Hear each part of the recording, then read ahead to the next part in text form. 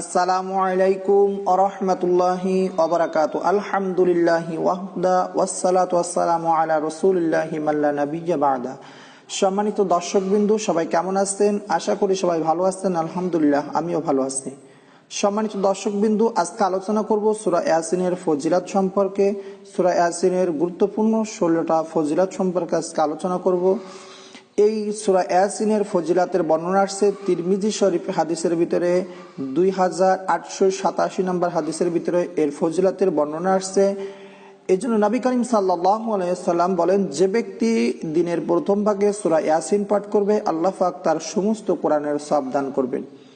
সূরা ইয়াসিনের প্রথম যে 1 নম্বর যে ফজিলাত, একবার পাঠ করলে আল্লাহ তাআলা তাকে 10 খতম কোরআনের সওয়াব দান করবেন। সুবহানাল্লাহি ওয়া বিহামদিহি।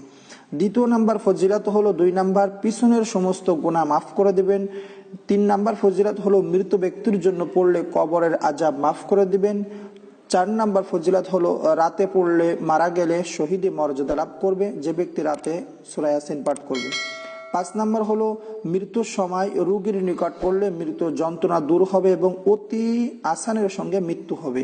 6 নাম্বার ফজিলত হলো প্রসব বেদনার সময়, বিশেষ করে আমাদের মা বোনদের যখন সন্তান হয়, প্রসব বেদনার সময় পড়লে সহজে সন্তান ভূমিষ্ঠ হবে।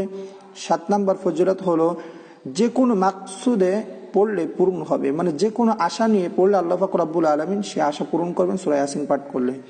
8 নাম্বার হলো শয়নকালে পড়লে সকালবেলা নিষ্পাপ অবস্থায় ঘুম থেকে উঠবে ঘুমের সময় সূরা ইয়াসিন পাঠ করে। 9 নাম্বার ফজিলত হলো দৈনিক পাঠ করলে কিয়ামতের দিন পাঠকারীর জন্য সুপারিশ করবে সূরা ইয়াসিন।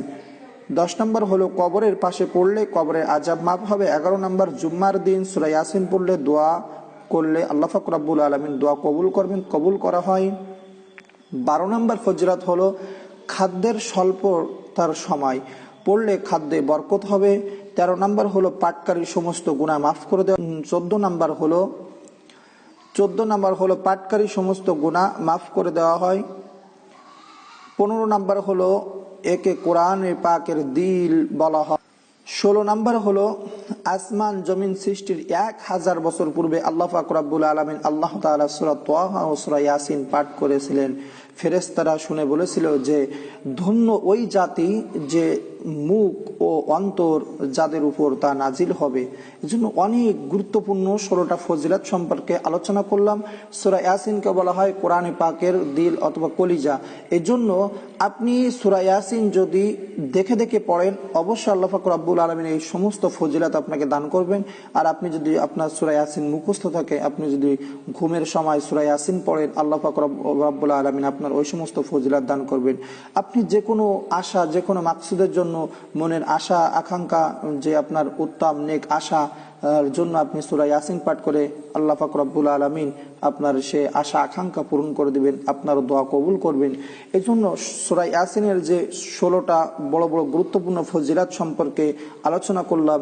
আল্লাহ তাআলা আমাদের সবাইকে এইভাবে আমল করে চলবার তাওফিক পারি, সেই তাওফিক দান করুন। সবাই বলেন আমিন। সবাই যেন 5 ওয়াক্ত নামাজ আদায় করতে পারি, হালাল রুজি উপার্জন করতে পারি, ফ্যামিলির সবার সঙ্গে অন্য সবার সঙ্গে আমরা যেন সৎ ব্যবহার করতে পারি।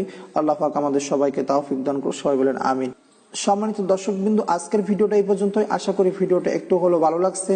ভিডিওটা ভালো লাগলে অবশ্যই একটা লাইক করবেন এবং ভিডিওটা বেশি বেশি করে শেয়ার করবেন যেন সবাই আমল করতে পারে। আপনি যদি আমাদের চ্যানেল নতুন হয়ে থাকেন, অবশ্যই আমাদের চ্যানেলটি সাবস্ক্রাইব করবেন।